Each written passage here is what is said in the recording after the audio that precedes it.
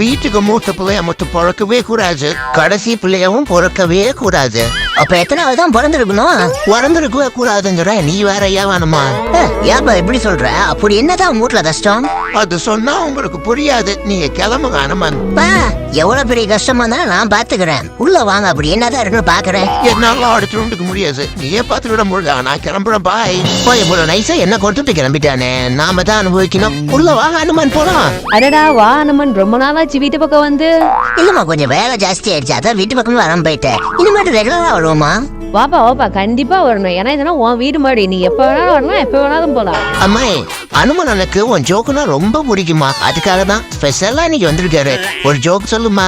ஐயோ அனுமன், நான் ஜோக்கனா சொல்றதே இல்ல, இவன் சும்மா சொல்றான். பரவாயில்லம்மா, எனக்காக ஒரு ஜோக்கு சொல்ல மாட்டீங்களா? சொல்லுங்கம்மா, எனக்கு ஜோக்குனா ரொம்ப பிடிக்கும். சரி நீ கேக்குறனே ஒரு குட்டி ஜோக் சொல்றேன்.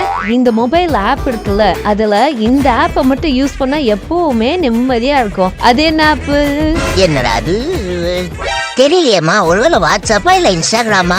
ஹனுமன், அது சுவிட்ச் ஆஃப். இது சுவிட்ச் ஆஃபா? போன சுவிட்ச் ஆஃப் பண்ணா வாழ்க்கையில நிம்மதியா இருக்கலாம். சரி ஆண்டி, இனி இந்த ஏரியா பக்கமே வரமாட்டேன், கிளம்புறேன், பாய்.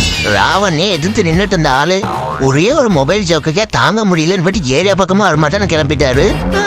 என் நிலைமை தான் என்ன கஷ்டமா இருக்கு. அம்மா அண்ணா சும்மா இல்லடா.